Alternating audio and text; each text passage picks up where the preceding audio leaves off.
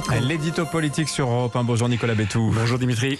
Chèque carburant ou baisse des taxes, le gouvernement cherche toujours la bonne formule pour tenter d'atténuer le choc de prix sur les carburants. Et il y a urgence, parce que comme le relevait la presse régionale en début de semaine, des gilets jaunes sont réapparus ce week-end sur des ronds-points dans plusieurs régions, pas en grand nombre, mais on pouvait à nouveau en voir. Et ce serait étonnant qu'il n'y en ait pas plus le week-end prochain. Il faut donc qu'une annonce soit faite très vite et qu'elle soit tout aussi rapidement mise en œuvre.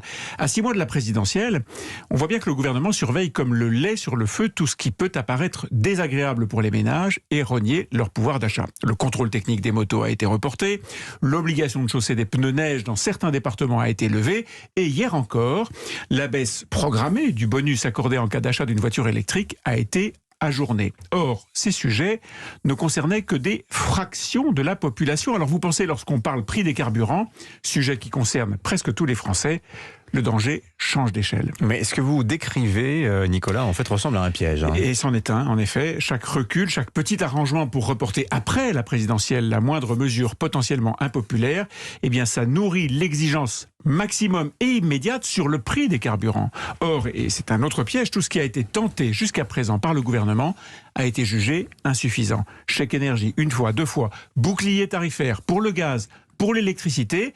Et malgré ça, un marché déréglé et des prix qui continuent à s'envoler. La seule bonne solution, à long terme, serait de faire de la pédagogie et de profiter de cette période un peu folle sur le plan énergétique pour commencer à habituer les Français à cette chose inéluctable à l'avenir qu'est l'augmentation des prix de l'énergie carbonée. Tiens, j'attendais pas ça de vous, là. Vous parlez comme Sandrine Rousseau. Oui, en apparence, oui, mais la seule différence, c'est le timing. Parce que tous les économistes expliquent que la transformation de nos modes de vie passe par un renchérissement progressif des coûts du pétrole et du gaz, à la fois parce que les ressources naturelles sont limitées et parce qu'il faut inciter davantage les ménages à basculer dans cette économie, quitte bien sûr à les y aider pour les moins riches d'entre eux. L'ancienne candidate à la primaire des Verts, elle, dit quelque chose de différent. Elle assène qu'il faut augmenter le prix de l'essence. Tout est dans le « il faut ». Expression typique de l'écologie punitive. Ce « il faut » donne une impression d'immédiateté.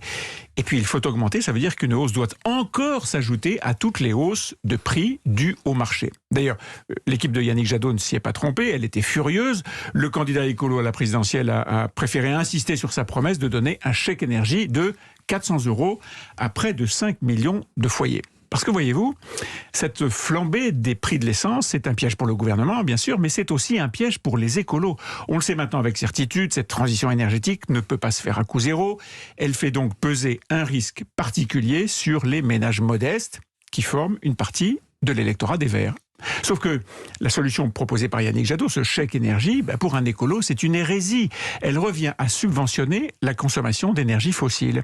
Pour ce parti de gauche, la hausse des prix de l'énergie crée une situation impossible, une sorte d'équation politique diabolique. Comment conjuguer social et écologie? Comment respecter son engagement sur le climat sans désespérer et même plonger dans la difficulté une partie de ses électeurs? Pour l'instant, il n'y a pas de bonne solution. Merci Nicolas Bétou, le directeur du journal L'Opinion, votre journal qui met à la une ce matin comment Zemmour drague les élites. Papier très intéressant, je crois que l'angle n'avait pas été traité jusque-là ailleurs, en menant une campagne anti-populiste en fait. Et oui, Éric Zemmour défend l'État, il cite les chiffres de l'INSEE, il n'abaisse pas son niveau de langage, bref, une campagne à la Viktor Orban. Et pas à la Donald Trump, en effet. Effectivement. Oui. Merci Nicolas.